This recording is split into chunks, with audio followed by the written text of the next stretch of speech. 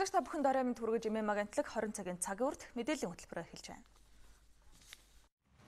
Ярмагт баригдаж байгаа хүүхдийн эмнэлгийн барилгыг концессийн гэрээгээр бариулж ашиглуулах шийдвэр гаргалаа. Нэмж одоо 40 тэрбум төгрөг олох юм шаардлага байгаа. Буян тухай хорооллын багчууд яагаад өнөөдрийг хүртэл бэлэн байгаа цэцэрлэгтээ явж чадахгүй байна вэ? Хүүхдүүд цэцэрлэг хамрагдах боломжгүй болчиход байна.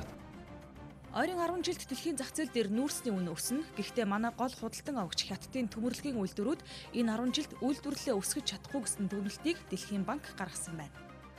Статистикийн талаас нь харж үзэхэд бол жоохон бууралдаж болох магадлал бас байгаа. Он гарсаар авилгын хэрэгт холбогдож буруутан тогтоогдсон хүмүүс улсад 26 тэрбум төгрөгийн хохирол учруулсан гэж авилгатай тэмцэх газар мэдгдлээ.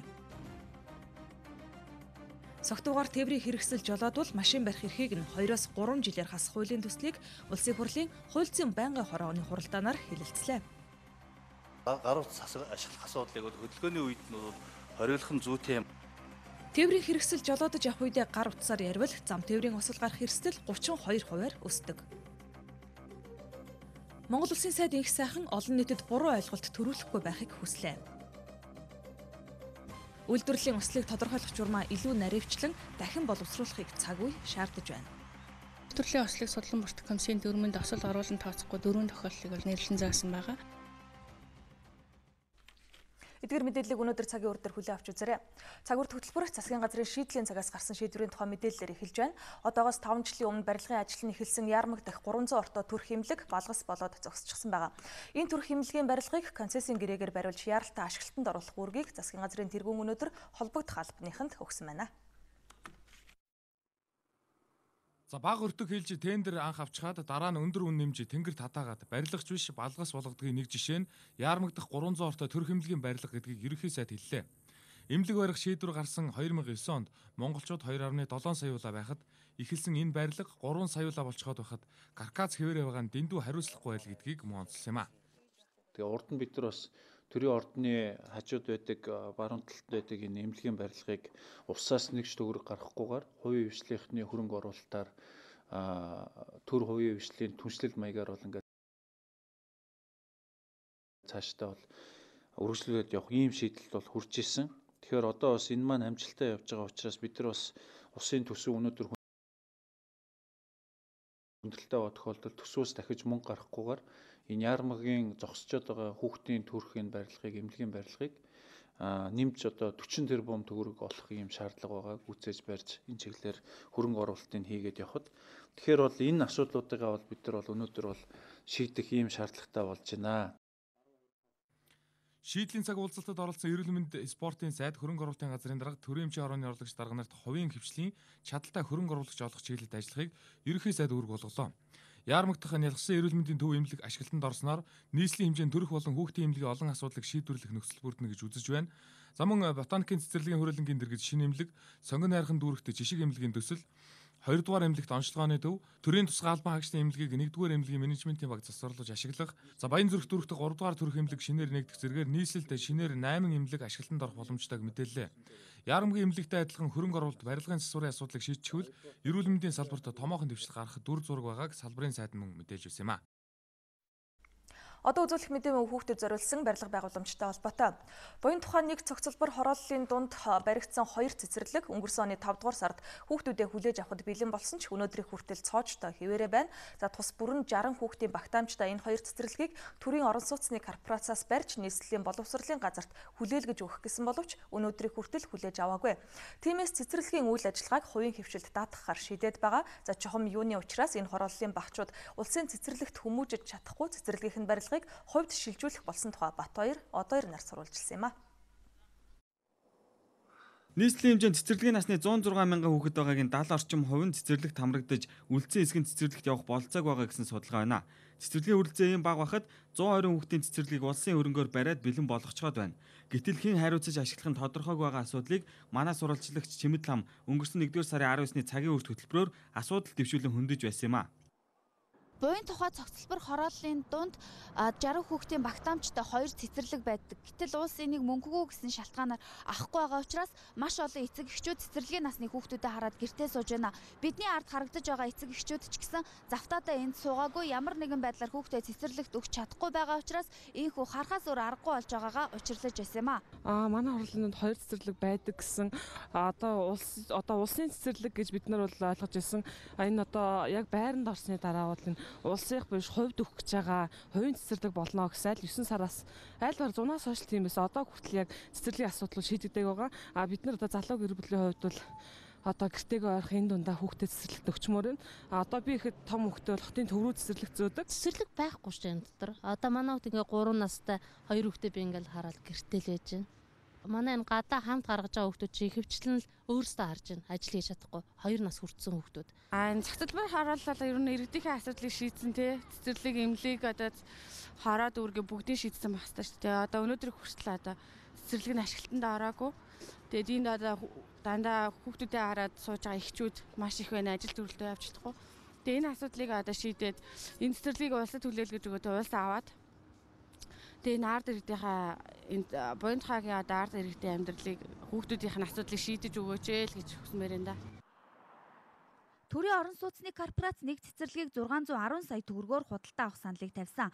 Гэтэл нийслэл авч чадахгүй хариу урсгал зардлыг нь гаргая гэсэн байна. Харин төрийн орон сууцны корпорац цэцэрлэгийн үйл ажиллагааг хариуцан ажиллах боломжгүй учраас цэцэрлэг ажиллахгүй байгаа гэсэн юм а. Усаас бас тогтмол зардлыг нь хариуцаад багш одоо тий цэцэрлэгийн үйл ажиллагаа улс чинь тохиолдог гэж бас нэлээд шаардлагатай зардлууд гарна. Урсгал зардал тэрийг нь бас хариуцсан явах юм бол бас харьцангуй бага үнэтэй. Орчин суугчдад бол дарамт тогтоох юм байна гэсэн үүднээс хүсэл тавьсан. Тэгээ нийслэлээс ер нь 15 оныхон төсөв суулгаад аавна гэсэн байдлаар дуустал явсан боловч харамсалтай нь 15 оны төсөвтэй одоо манай хоёр цэцэрлэгийг авах хэмжээнд одоо төсөвтэй хөрөнгө оруулалт суулгаад чадаагүй гэсэн байдлаар одоо боломжгүй гэсэн хариу өгсөн. Бэлэн болцсон байгаа цэцэрлэгийг бид нэр нааш нь бидэнд тэр бол улсын төсвийн хөрөнгөөр оруулсан боловсролын манай нийслэлийн балансанд өгөхгүй байгаа байхгүй юу? Манай юм биш юм байна. Өөрөөр хэлбэл нийслэлийн одоо төсвийн хөрөнгө оруулалтаар ч юм уу хийгдсэн биш учраас бид тэр бол одоо улсын мэдлийн өмчийн сургууль байхгүй юу? Тэгээд бидэнд өгчгөө бид эхлүүлье гэдэг юм. Тэгэхээр одоо өгөхдөггүй л. Энэ бол бараг 3 сарын өмнө бэлтгэсэн сурвалжлага үүнээс хойш дээрх асуудал дээр ахиц гараагүй. Төрийн орон сууцны корпорацаас боловсролын яам болон нийслэлийн боловсролын газар руу энэ тухай албан бичиг явуулсан ч бүтэлтэй хариу авалгүй өдийг хүрчээ. Тиймээс энэ хоёр цэцэрлэгийн барилгыг зориултыг нь өөрчлөхгүй гэх нөхцөлтэйгээр дуудаг худалдаанд оруулж хувийн хвшилд шилжүүлэхээр болсон байна. Боловсролын яам болохлээр зэрэг бас нэг хөрөнгө мөнгөний асуудал, урсгал зардлын асуудлыг шийдэх хэрэгтэй. Төсөв суулгана гэдэг. Нийслэлийн засаг даргын хамгийн газар болох дээр боловсролын яам одоо урсгал зардлаа шийдчих юм бол манайхаас төсөвтэй оруулж өгөө гэд ингээд хоёр талтай аль аль нь шийдвгүй тэгэл байгаад байгаа. Тэгээ одоо энийг бид нэр одоо хөрөнгө мөнгөө гаргаж авахын тулд борлуулах ажилд ороод дуудлага худалдаа зарлаж байна. Анхны үн нь болохоор 585 саяас өөрийнх нь өртгөөр л дуудаж байгаа юм. Нийслэлийн хэмжээнд цэцэрлэг тамрагдаж чадахгүй байгаа 40 орчим мянган хүүхэд байгаа. Тэднийг цэцэрлэгтэй болгохын тулд газар чөлөөлн, тендер зарлан, барилгаа барина гэд баггүй цаг хугацаа хөрөнгө мөнгө шаардна. Гэтэл бэлэн болчихсон цэцэрлэгийг ашиглаад аваад явах асуудал ийм удаан гацсан нь төрийн байгууллагын ажлын уялдаа холбоо муу байгаагийн жишээ. Бас түмний хүүхдийн төлөө гих сэтгэл зүтгэл дуцсных уу? Эсвэл манай улсад энэ цэцэрлэгийг ажилуулах мөнгө үнэндээ байхгүй гэж юу гэсэн асуултыг засгийн газарт хаягламаар байлаа. Харин төрийн орон сууцны корпорацийн зүгээс хувийн хвшилд итгэлүүлээд гэж энэ асуудлыг шийдэх нь хурдан бөгөөд хялбар гэж үзэн дээрх шийдвэрийг гаргасан бололтой байна. За маргааш Кол Монголиа хөрөнгө оруулагчдын чуулга уулзалт 5 дахь жилдээ зохион байгуулагдах гэж байна. Тиймээс бид өнөөдрийн сэдвээрээ нүүрсний зах зээл, нүүрсний хэрэглээ өнөөдөр хэрхэн өөрчлөгдөж байгаа талаар мэдээлэл бэлтгэлээ. Монгол улсын экспортын гол нэрийн бараа бүтээгдэхүүн болох нүүрсний үн ханш ойрын жилүүдэд буур хандлага ажиглагдаж байгаач хүн төрөлхтөн ойрын 100 жилдээ нүүрсний хэрэглээнээс татгалзахгүй гэх таамгийг мэрэгчлэтнүүд дэвшүүлж байгаа юм.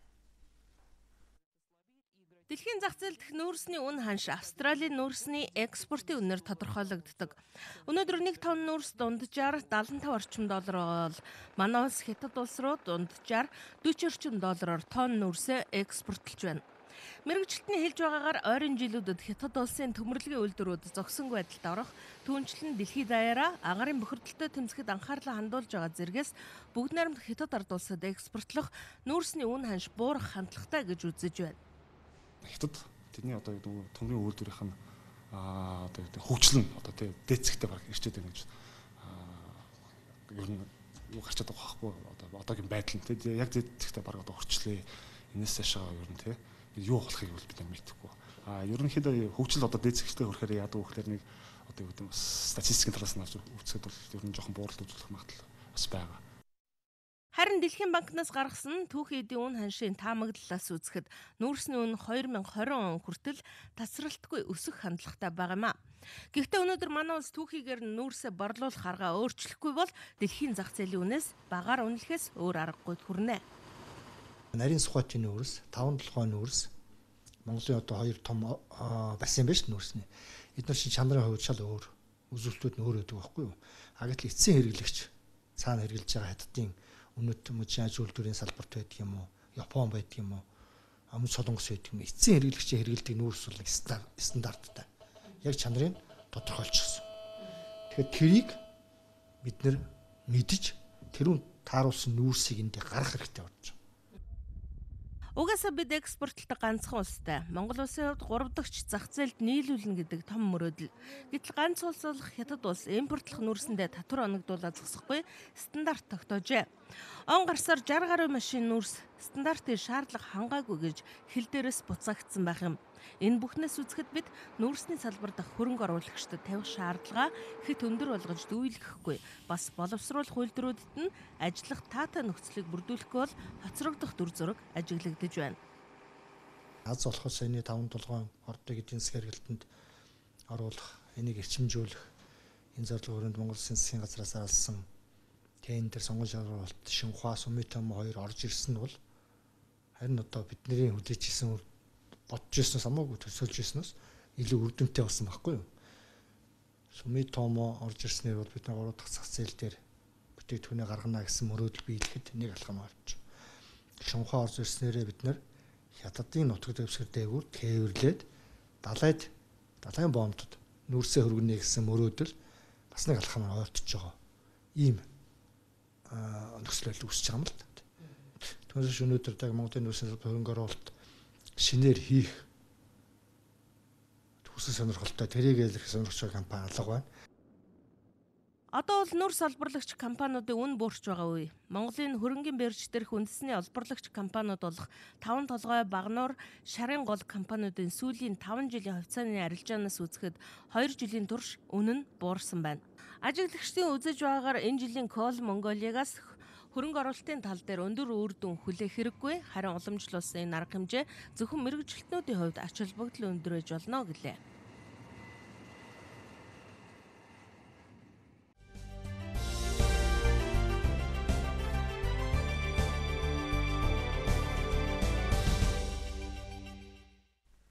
Цагийн хөтөлбөр үргэлжилж байна. За замын хөдөлгөөний аюулгүй байдлын тухай хуулийг шинчлэх хэрэгтэй гэж Улсын хурлын гишүүд үзэж байна. Тухайн хуулийг шинчлэхтэй холбогдох талуудын үүрэг хариуцлагыг нэмэгдүүлэх шаардлагатай гэсэн байр сууриас гишүүд хандаж байгаа юм. За хуулийн төслөөр хариуцлагыг улам өндөржүүлж ноогдуулах торгуул шийтгэлийг ч чангатгана. Ийхүү чангатгах болсон шалтгааныг за цөөхөн монголчуудаас олон хүн автын услоор амнасаа алдаж бэртэж гэмтэх болсонтой холбон тайлбарлаж байна. Улсын хурлын зарим гишүүний санаачлан боловсруулсан замын хөдөлгөөний аюулгүй байдлын тухай хуулийн шинжилсэн найруулгын төслөөр бол замын тодорхойлолтыг өөрчлөх, төрийн холбогдох байгууллагуудын хүнд сурталыг багасгах, жолоочид тавигдах шаардлагыг өндөрлөх, жолооч бэлтгэх асуудлыг хөдөлмөрийн яам хариуцдаг болох, осол зөрчил гаргасан жолоочид хүлээлгэх хариуцлагыг чангатгах, торгуулийн хэмжээг нэмэгдүүлэх саналыг гаргаад байна. Асуудал Улсын хурлын хууль зүйн байнгын орооны хуралдаанаар яригдлаа. Согтуугаар жолоо ирсэн хүний тоо бол аимшигтай байна л да. Өдрийн 40-50 баригддаг гэж статистик яриад байгаа. Энэ үнэн үү? Тэгээд энэ хуулийг гаргаснаар согтуун одоо яг ямар хариуцлага хүлээх вэ?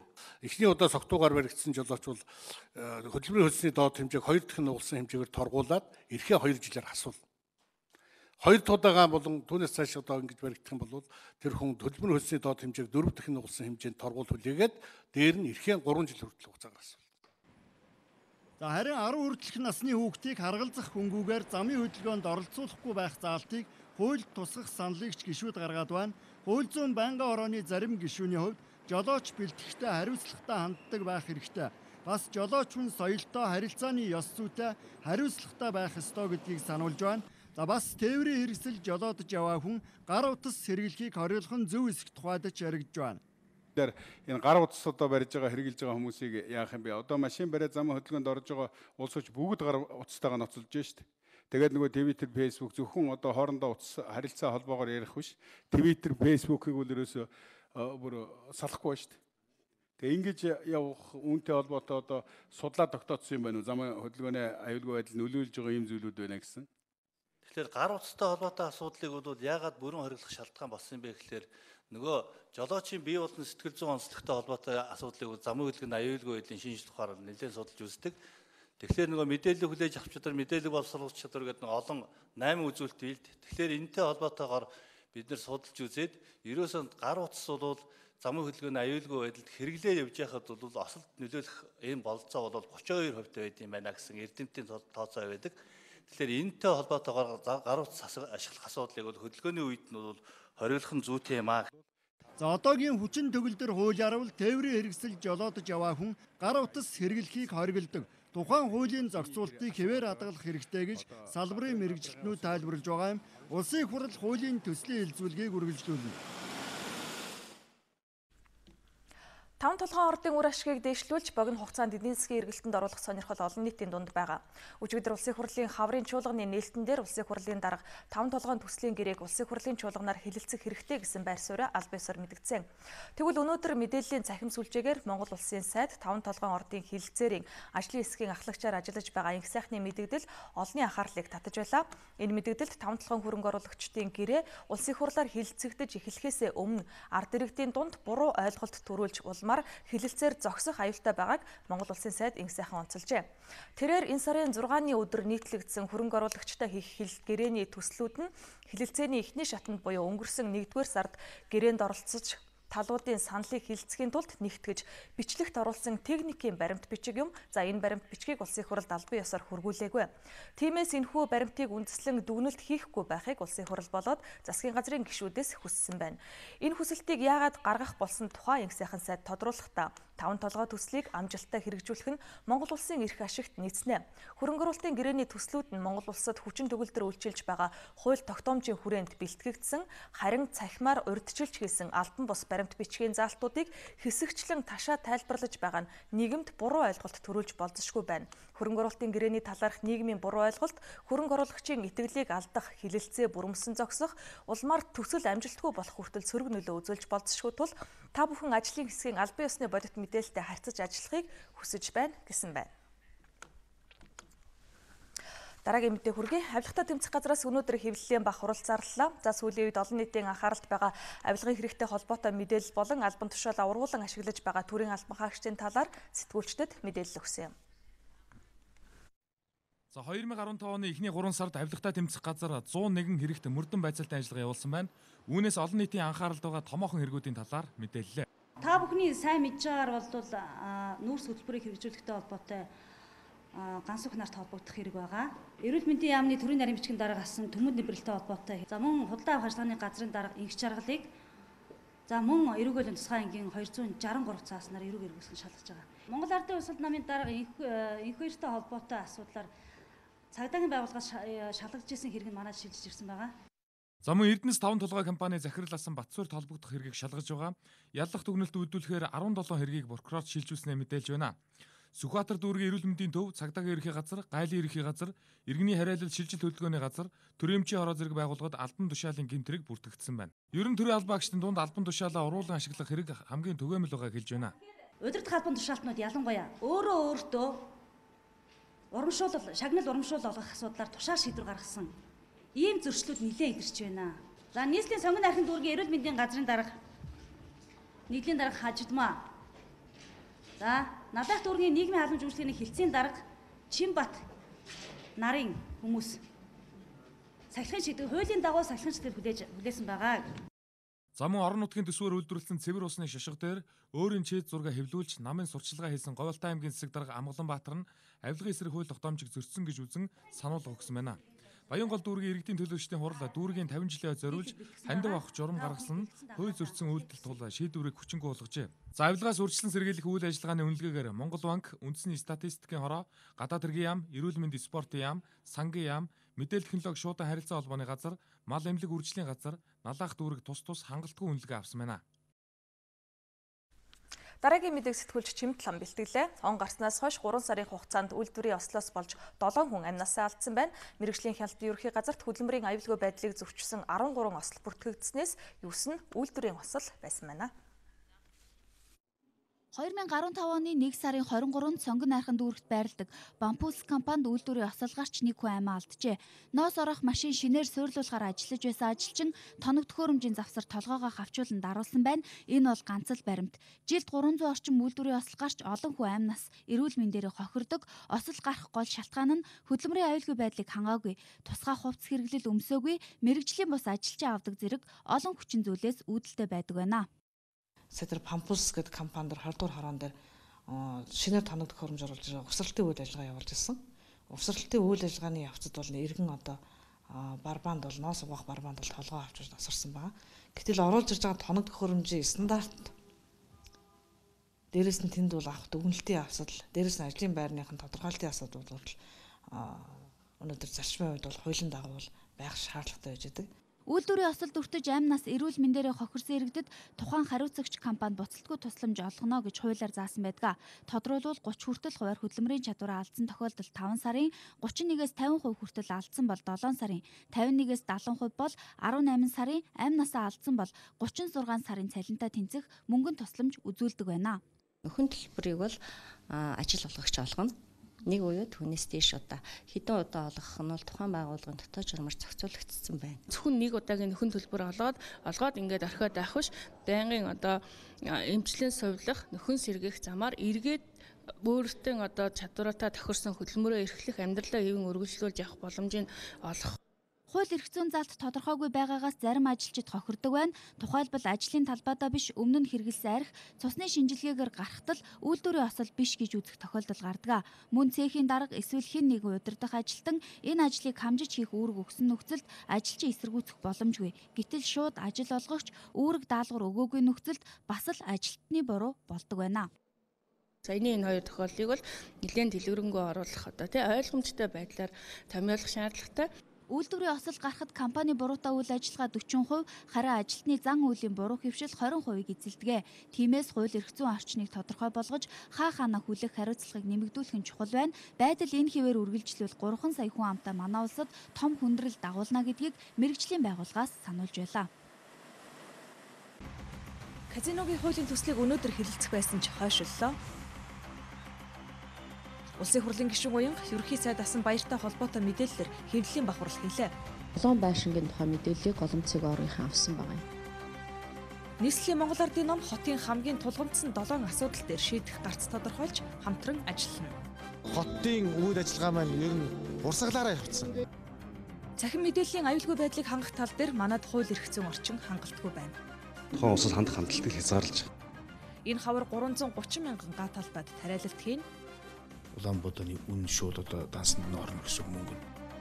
Хөдөө жоохон бирж байгуулагдсанаас хойш 998 тэрбум төгрөгийн арилжаа хийжээ.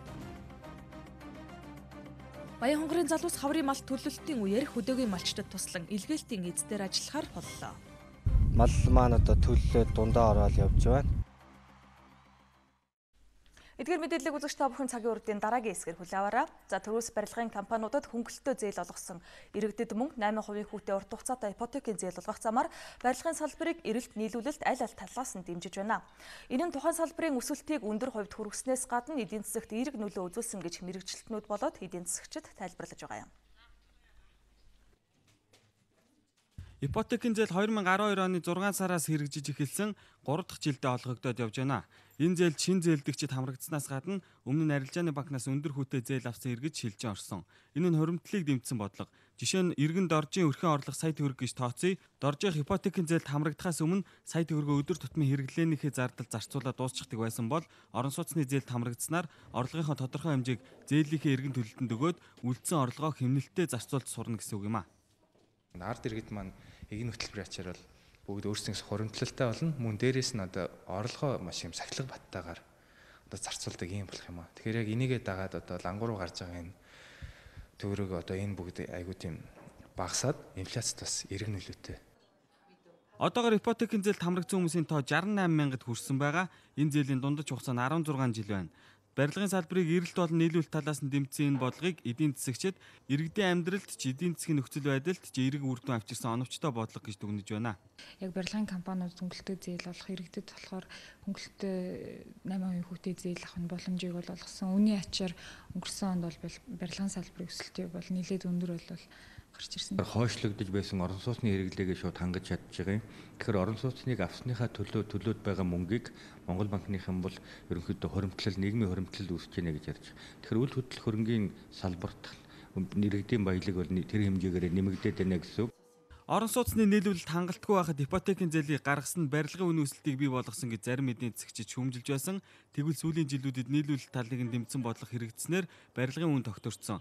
Төрийн орон сууцны корпорацийн удирдлагууд бүгд найрамд Хятад ард улсын дарга Си Цзиньпиний айлчлалын үеэр Хятадын Эксим банктай 270 сая долларын зээлийн гэрээнд гар үсэг зурсан. Энэ санхүүжилтээс 120 сая долларыг нийслэлийн бүтээн байгуулалтанд, үлдсэн 150 сая долларыг 6 аймагт орон сууц барихад зарцуулахаар төлөвлөж байгаа.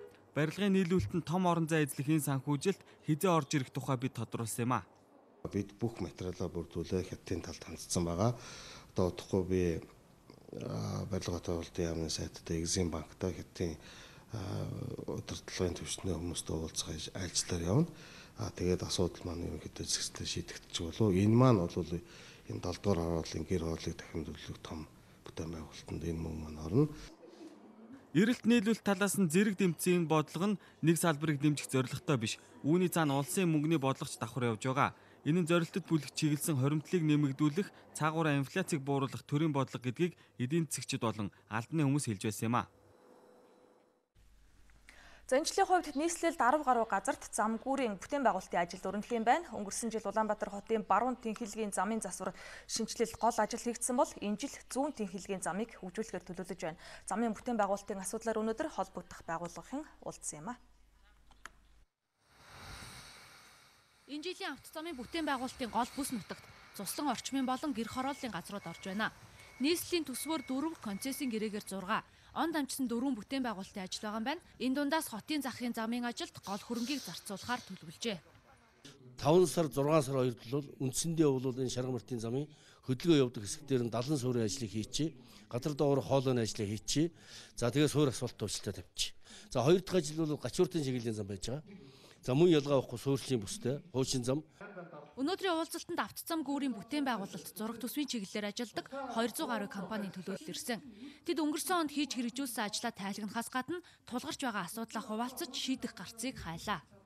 Замын олон компаниуд байна. Бүтээн байгуулалтыг хийж байгаа сүүлийн жилүүдэд. Одоо энэ улсын төсвтөр нь бол энэ жилийн хувьд бол мөнгө тавигдаагүй, замын ажил тавигдаагүй. Энэ олон компаниудын байдал маш хүнд байгаа. Тэгэхээр энэ ажил олгогч тал одоо засгийн газар маань тийм ээ нийслэл маань одоо компаниудад ажил одоо өгөх асуудал хамгийн чухал байна. Бид нарт одоо санхүүжилтийн асуудал өнөөдөр хүртэл хүндрэлтэй байна. Одоо бид өнгөрсөн жил хийсэн ажлынхаа гүйцэтгэл санхүүжилтийг өнөөдөр бид нар авч чадаагүй байж ах жишээтэй тийм. 2014 онд нийслэлд 80 гаруй км автозамыг шинжилж шинээр барьсан. Үүнд 90 тэрбум төгрөгийн хөрөнгө оруулалтыг зарцуулсан. Энэ жил ч мөн өнгөрсөн онтой адил бүтээн байгуулалт өрнө гэж автозамын салбарынхан тооцоолж байна. Улс төрийн намууд хотын хөгжилд хамтарч хувь нэмрээ оруулна. За нийслэлийн Монгол Ардын намын хороо байгуулагдсны 90 жилийн энэ сарын 27-нд тохиох юм а. Нийслэл хотын түүхийн алдаа дутагдал амжилт ололт бүхнээс салгаж ойлгох учиргүй. За тиймээс нийслэл хотын 90 жилийн түүхийг таниулах цаашдын хөгжлийг нь иргэдтэйгээ хамт тодорхойлох зорилготой 26 өдрийн аяныг эхлүүлээд байгаа юм байна. Энэ бол 1980 оны үеийн 3-4-р хороолол. Тэр үед Улаанбаатар хотын ерөнхий төлөвлөгөө маш тодорхой зохион байгуулалтаа явж ирснийг судлаачид хэлдэг. Харин өнөөдөр ийм байдалтай төм түжигнэж бум бужигнсан их хотын худалдааны төв гудамж болоо өөрчлөгдсөн. Өнгөц харахад хөгжөөд байгаа юм шиг боловч хүн амын төвлөрлөөс эхлээд төлөвлөөгүй хөгжсөн их хотод шийдвэрлэх ёстой асуудал олон байна. Манай нийслэл нэгдүгээрт сайхан соёлтой хотуулах ёстой. Нийслэлийн хөгжилд хүн болгон дор хичээгэл өөр өөрснийхээ чаддаг мэддэг юмар. Улаанбаатар хотын иргэн үнийн хувьд бол нэг тулгымц асуудал байдیں۔ Энэ туул голын бохирдол яг энэ голын сав давгуу байгаа энэ хорооны хоёр хүмүүст бол айгүй хүнд мэдрэгддэг байхгүй юу? Ер нь хотыг тэлэх бодлого явуулсан хамгийн оновчтой гэж бодож байгаа. Бүр бага жижиг юмс эхэллээ. Наазах нь хотоо цэвэрхэн байлгахаас ахуулаад эм гişүрэнтэй явуулахаас ахуулаад Дэлхийн өндөр хөгжилтэй орнуудад энэ зовлон туулаад л ард нь гарсан. Саяас илүү хүн амтай метро хотын замын түгжрэл, агаар хөрс, усны бохирдол, төвлөрсөн системд холбогдоогүй байдлыг шийдвэрлэх боломж байгаа. Үүнийгээ шатаараа та хэрэгжүүлэхээр төлөвлөж байгаа гэдгээ Монгол Ардын намынхан хэлж байна. 2000 оноос хойш бол ер нь бол энэ хотын үйл ажиллагаа маань ер нь урсгалаараа явцсан. Өөрөөр хүмүүсийн хэрэгцээ хот руу их тэмүүлээд тэрийг төрөөс зохицуулж чадаагүйгээс өнөөдрийн энэ проблем гарч байгаа учраас энийг нэгдсэн бодлого зангидах ёстой юм байна. Үнэхээр хүмүүс хөдөө орон нутагт байснаас хотод ирэхэд илүү байна гэж амьдралын чанарын өөрчлөлт гарч байгааг бол ойлгож байгаа юм бол ирээд энд бас зохион байгуулалт орох ёстой. Бас тийм ээ хотын соёлд нэвтрэх ёстой. 26 хоногийн аяны хүрээнд хотын хөгжил нэрийн дор гэрэл зураг илтгэлийн уралдааныг залуусын дунд зохион байгуулна. Улаанбаатар хот үүсэн байгуулагдсан 90 гаруй жилийн түүхийг өгүүлэх гэрэл зургийн үзэсгэлэнг дэлгэх юм байна. Мөн тулгамцсан асуудлыг шийдвэрлэж, богино хугацаанд үр дүнд хүрэх боломжийг судлаачдтай хамтран тодорхойлох эрдэм шинжилгээний баг хурлыгч ан хүрээнд зохион байгуулахаар төлөвлөжээ. Хасаг хадуун тулганы амаг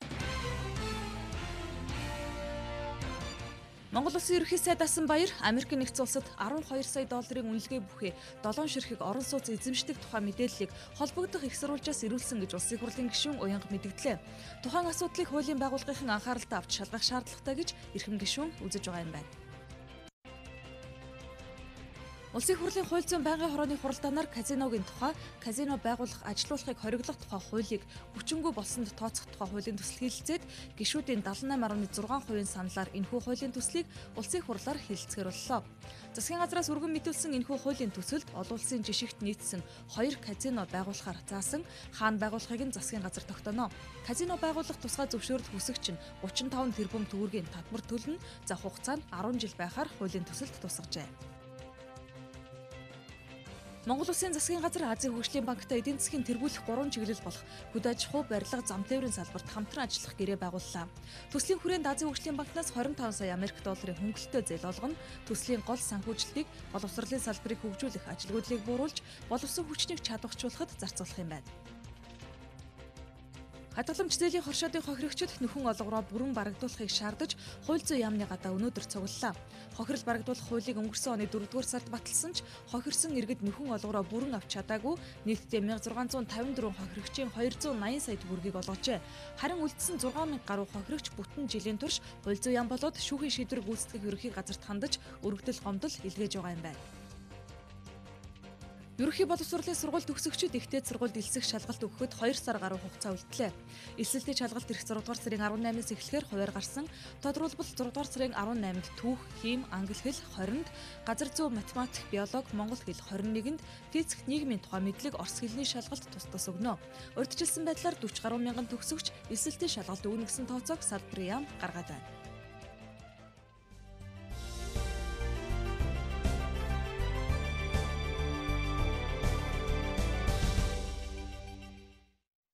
Цагаар хөтөлбөр үргэлжилж байна. За хүн бүрэн мэдээлэл олж авах үзэл бодлоо чөлөөтэй илэрхийлэх хэрэгтэй гэдэг тунхаглал ардчилсан засаглалтаа улс бүрийн үндсэн хуулинд тусгагдсан байдаг. Энэ эрхийг бүрэн дүүрэн олгож байгаа гэдэг утгаар нь цахим орчныг сайн талаас нь харж болохч нөгөө талаасаа цахим гэмт хэрэг дэлхий дээр хамгийн хурдцтай өсөж байгаа гэмт хэргийг төрөлжүүлжээ. Тиймээс манай улсад үүнийг зохицуулах хууль тогтоомж хэрэгтэй гэж мэргэжилтнүүд үзэж байгаа юм байна. Цахим гэмт хэрэг лөөвөр зэрэг сөрөг үзэгдлүүд ихсээд ирэхээр үүнээс иргэдийг цэргэлж цахим эрх чөлөөг нь хамгаалах шаардлага бас тулгарч байна. Нэг талаас эрх чөлөөг нь хангана, нөгөө талаас хүний аюулгүй байдлыг хамгаална гэсэн үг ээ. Ингийн тулд тусгаалсан хууль хэрэгтэй. Гэхдээ тунхагийн шинжтэй биш. Мэдээллийн аюулгүй байдлыг хамгаалахад хэн ямар үүрэгтэй оролцохыг нь оновчтой тодорхой зааж өгөхгүй бол туйлширч хандах юм бол эсэргээрээ цахим эрх чөлөөнд халтсан үйлдэл рүү хазаахыг үгүйсэхгүй гэж хуульчид хэлж байна. Хүмүүс сайн дураараа өөрснийхөө бодсноор тийм ээ хар ухаанаараа хэрэгжүүлэх ийм нэг аюул үзэгдээд байгаа. Тэр нь тэгэхээр нөгөө яг зөв голидлол мөн чанарын дагуу юмыг хэрэгжүүлэхгүй бол буцаад бүр илүү сөрөг үр дагавар эрсдэл үүсэх ийм аюул бас гарч ирдээ.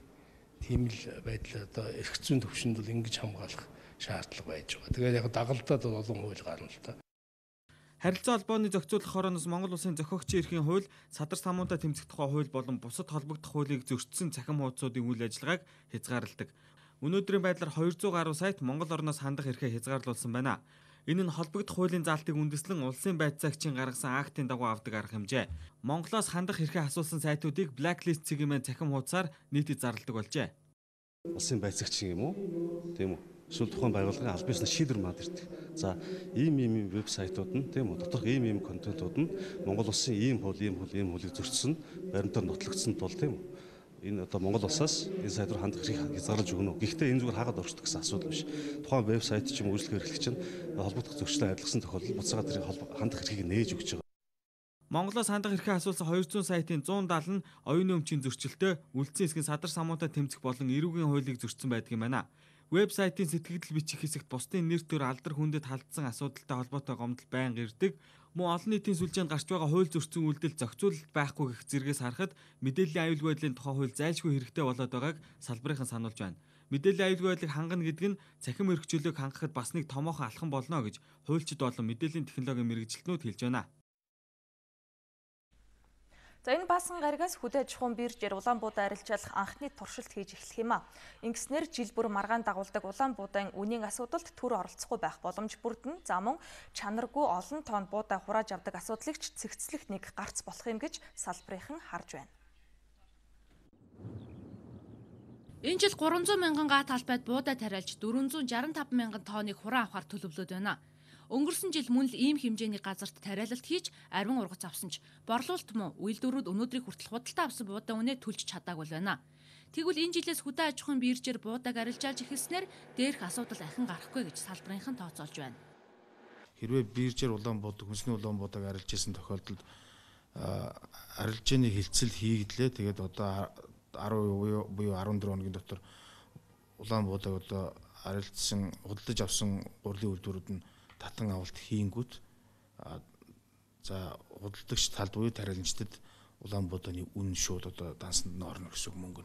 Тэгэхээр одоо зээлээр өгөөд дараа он дамжуулж аавна гэдэг ийм ойлголт бол бүрэн арилнаа гэсэн үг. Улаан буудааг ингэж худалдаж эхэлснээр хөдөө аж ахуйн бирж дээр арилжаалахаар баталсан 8 нэр төрлийн бараа бүрэн биржийн борлуулалтанд шилжих юм а. Бирж дээр худалдаалах бүтээгдэхүүний нэр төрөл өсөхийн хэрээр ашиг орлогоч нэмэгдэнэ. Бирж үйл ажиллагаагаа явуулаад 2 жил болж байна. Энэ 2 жилийн хугацаанд 350-аад арилжаа зохион байгуулад 998 тэрбум төгрөгийн арилжаа хийсэн. Ирэх 5 дугаар сараас эхлэх хөдөө аж ахуйн бирждэр улаан буудаан ирээдүйн үнийг тогтоох арилжаа хийнэ. Өөрөөр хэлбэл намар буудаа ямар үнээр худалдах ирээдүйг гурилын үйлдвэрүүд болон тариалан эрхлэгчид хамтран тооцоолж эхлэх юм а. За манай орон нутгийн сурвалжлагч Мягмар сүрэн Зандан балнаар мэдээлүүллээ. Баянгар аймгийнхан ам бүл цөөхүүлээ олон мал төлөвлөж байгаа малчин өрхүүдэд туслах зорилгоор илгээлтийн эзэн хөтөлбөрийг санаачлан хэрэгжүүлжээ. Хөтөлбөрт 240 орчим залуус хамрагдаж малчтад төлөө бүрэн хүлээж авахт нь туслана. За энэ ажилд залуус өөрийн сайн дураараа илсныг орон нутгийн удирдлагууд онцолж байлаа. 1990 оноос өмнө оюутан залуус илгээлтээр хөдөө орон нутгийг зорддог байсан. Энэ нь хот хөдөөгийн амьдралын ялгааг багасгах, уламжлалт мал аж ахуйгаа хөгжүүлэхэд чухал ач холбогдолтой байсныг малчид ярьдаг. Энэ ажлыг Баянгар аймгийнхан санаачилж илгээлтийн эздийг 7 хоногийн хугацаатай хөдөө томилсон байна.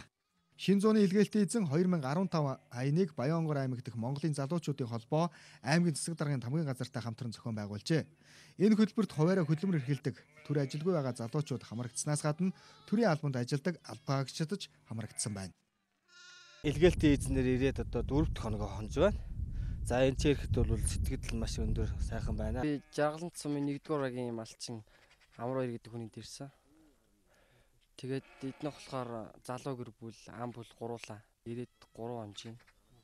Залуусын илгээлтээр ажилласан Жаргалант сум нь өнгөрсөн онд 110 мянга гаруй мал тоолуулснаас 50 мянга гаруй мал нь төлөх юм байна. Сумын хэмжээнд мал төлөлөлт 60% байгааг орон нутгаас мэдээллээ.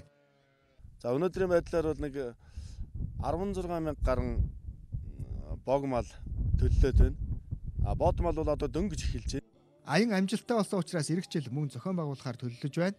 Энэ нь аймгийн төвд өссөн олон залуусыг хөдөө гисэн сэтгэлтэй болгож мал хариулах, уламжлалт арга ухааныг сурталчлахад чухал алхам болж байгааг аймгийн удирдлагууд хэлж байсан юм а. Грекийн ерөнхий сайдын Оросд хийж байгаа айлчлалд Европын холбоо сэтгэл дундуур байна. Μπει σε μια πολύ καλύτερη τροχιά όσον αφορά τα οικονομικά της. Эх хонд болох Америкийн ерөнхийлөгчийн сонгуул нэр дэвшигч олонтой өрсөлдөөнтэй сонгуул болно гэж таамаглаж байна. I announce with God's help, with the help of liberty lovers everywhere, that I am putting myself forward as a candidate for President of the United States of America. Япон Америк батлан хамгаалах салбар дахь хамтын ажиллагаагаа улам өргөжүүлнэ гэж мэдгдлээ. That seeks to undermine Japan's administrative control of the Senkaku Islands. Италийн эрх баригчид Арнолдо Жестарууд эрхийг нь хохироосны төлөө 45 мянган еврогийн нөхөн олгоор олгоно. За цагаан урдах гадаад үйл явдлын мэдээлэлээс эдгээр мэдээллийг онцлон та бүхэнд хүргэж байна. Грекийн ерөнхий сайд Алексис Ципросын Оросын холбооны улсад хийж байгаа ажлын ажил өнөөдөр эхэллээ. Украиныг тойрсон асуудлаас болж Европын холбоо Оросын холбооны улсын харилцаа муудсан нөхцөлд гишүүн нэг орныхоо ерөнхий сайдын Москва дахь айлчлалд европчууд сэтгэл хангалуун бус байна. Тиймээс Ципросын энэ айлчлалыг Европ анхааралтай ажиглаж байгаа юм а. Албан ёсны мэдээгээр түүний Москва хотноо хийх уулзалт хэлцээгээр хоёр орны эдийн засгийн хамтын ажиллагаа Грекийн санхүүгийн өнөөгийн нөхцөл байдал Москва Европын холбооны харилцааг тойрсон асуудлыг хилэлцгээр төлөвлөж байгаа юм байна. Үүний дотроос Оросын холбооны улсын ерөнхийлөгч Владимир Путинтэй уулзах үеэр Европын холбооны гишүүн зарим орнууд түүний дотор Грекийн эсрэг авсан хүнсний хоригоо цуцлах асуудлаар тодорхой шийдвэр танилцуулж магадгүй хэмээн хэвлэлүүд анхааралтай ажиглаж байна. Грекийн ерөнхий сайдын Москвад хийж байгаа айлчлалын тухай барууны хэвлэлүүд бичгтээ Оросоос эдийн засгийн тусламж дэмжлэг хүсгэнэ гэдэг асуудлыг илүүтэй тодтогч байна. Харин Оросын холбооны улсын ерөнхийлөгчийн хэвлэлийн нарийн бичгийн дарга Дмитрий Песков хоёр орны харилцаа хамтын ажиллагааны хүрээг хэд хумихгүй байхыг уриалсан байна. Wall Street Journal Грекийн ерөнхий сайдын энэ айлчлал Афин болон Европын томоохон орнууд түүний дотор Берлиний хоорондох үйл итгэлцлийг улам нэмэгдүүлж Грек улс үүнээс болж тусгаарлагдаж болзошгүйг анхааруулсан байна. Гэвч грекчүүд түүний дотор Жимс ногооны худалдаа эрхлэгчид ерөнхий сайдынхаа энэ айлчлалыг дэмжиж байгаагаа илэрхийлж байгаа юм а. Экспортод гарах шинэ бүтээгдэхүүн эх сараас гарч эхлэх гэж байгаа учраас ерөнхий сайдын айлчлалыг цагаа оллоо гэж бид харж байна. Грекийн зах зээлд хуримтлагдаад байгаа бүтээгдэхүүнийг экспортлоод эхэлвэл үйлдвэрлэгчид, нийлүүлэгчид гээд бүгдийнхний санхүүгийн байдал эрс сайжрах боломжтой. За Грек улсад Европын холбооныхныг өдөөн хатгах зорилго байхгүй. Үндэсний эдийн засгаа санхүүжүүлэх баталгаатай болохыг чармайхан таалагдахгүй байж болох л доо.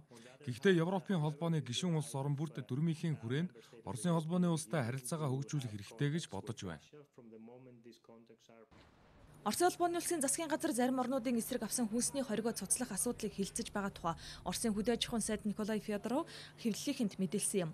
Эдгээр орнуудын тоонд Грекээс гадна Унгар, Кипр улсууд ч багтаж байгааг мэдэгдсэн ч Грекийн ерөнхий сайдын Москвад хийж байгаа айлчлалын үеэр энэ талаар тодорхой шийдвэр гарах магадлал муутайг онцолсон байна.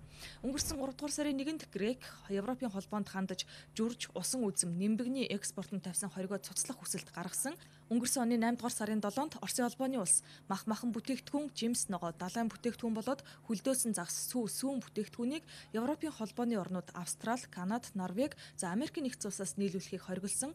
Энэ нь Украиныг тойрсон асуудлаас болж Оросын эсрэг авсан хориг арга хэмжээнийх нь хариу байсан юм а. За эх хонд Америкийн нэгдсэн улсад болох ерөнхийлөгчийн сонгуулийн сунгаа одооноос идэвхжээд байна. Кентукки мужаас Сенатад сонгогдсон Рэнд Пол гишүүн тус сонгуульд нэр дэвшин өрсөлдөхөө илэрхийлсэн бүгд найрамдах дамын 2 дахь гишүүн болоод байгаа юм а. Үүнтэй холбоотойгоор олон улсын ажиглагчид эх хонд болох Америкийн нэгдсэн улсын ерөнхийлөгчийн сонгуул нэр дэвшигч олонтой за түүнийгээ дагаад хурц өрсөлдөөнтэй болохоор байна хэмээн таамаглаж байгаагаа илэрхийлж байгаа юм. Америк орноо эргүүлэн авах их аян өнөөдрөөс эхэлж байна. Агуу улс орноо аврахын тулд надтай нэгдэж шинэ алсын хараагаа хамтдаа эхэлцгээе.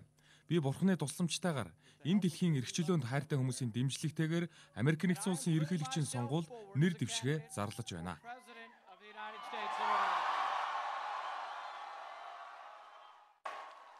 Сенатын гишүүн Пол бүгд найрамдах намын гишүүдээс либертар үзэл баримтлалаараа эрс ялгардаг.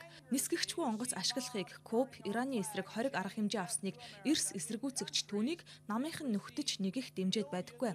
Мөн тэрээр марихуаныг эмчилгээний бус зориулалтаар ашиглах тухай хуулийг зөөлрүүлэхийг санал болгож Америк цэргийн тоо хит их байгааг шүүмжлэгч юм. Түүний эцэг Рон Пол төлөөлөгчдийн танхимын гишүүнээр сонгогдож байсан бөгөөд нэг бас удаа ерөнхийлөгчийн сонгуульд нэр дэвшгээр өрсөлдөж байсан ч амжилт олж байгаагүй. Rand Paul-ийн хувьд залуу Америкчуудын саналыг авна гэж найдаж, үүний тулд шинэ технологи олон нийтийн сүлжээг сонгуулийн сурталчилгаанд ашиглахаар төлөвлөж байгаа юм а. Гэвч намын дотоод сунгаанд түүнтэй ширүүхэн өрсөлдөгчд цөөнгүй байна. Түүний өмнө бүгд баримтах намын гишүүн сенатч Тед Круз за ерөнхийлөгчийн сонгуульд нэр дэвшгэ мэдэгдсэн. Түүнчлэн Америкийн нэгдсэн улсын ерөнхийлөгч асан Жорж Бушийн дүү Жеб Буш, Нью-Жерси мужийн амбан захирагч Крис Кристи, Висконсин захирагч Скотт Вакер, за сенатын гишүүн Линдси Грэм, Марк Рубио нар нэр дэвших өндөр магадлалтай улс төрчдөөр нэрлэгдэж байгаа юм а. Япон Америкийн нэгдсэн улс цэргийн салбар дахь хамтын ажиллагаагаа өргөжүүлнэ хэмээн Токио хотноо болсон уулзалтын дараа Америкийн нэгдсэн улс Японы батлан хамгаалахын сайд нар мэдгдлээ. Сайд нар өнөөдрийн уулзалтаараа кибер аюулгүй байдлын салбар болон Аз намхан далайн бүс нутаг дахь хамтын ажиллагааны тухай хөндөж хэлэлцсэн байна. За мөн Америкийн батлан хамгаалахын сайд Вашингтон газар нутгийн маргаантай арлуудыг тойрсон асуудлаар Токиогийн талд цаашдаж зогсох болно гэдгийг онцлон тэмдэглэсэн байна. Хоёр улсын аюулгүй байдлын гэрээнд Японы эзэмшлийн бүх газар нутагт хамаарахыг өнгөрсөн оны 7 дугаар сард Америк нэгдсэн улсын ерөнхийлөгч батлан хэлснийг бие мөн дахин баталж байна. Сенкаку арлуудын эзэмшилтэй холбоотой асуудалд уршиг тарьж мэдэх аливаа өдөөн хатгсан үйлдэлийг эрс шийдэмгийгээр буруу шаах болно. Ийхүү тэрээр 1960 онд хоёр улсын хооронд байгуулагдсан аюулгүй байдлын гэрээний дагуу Японы газар нутгийг ч хамгаалахад дахин илэрхийлээд байна. Энэ гэрээний 5 дугаар заалтад газар нутгийн маргаантай арлууд багтсныг өмнө нь Америкийн эрх баригчид сануулсаар ирсэн юм.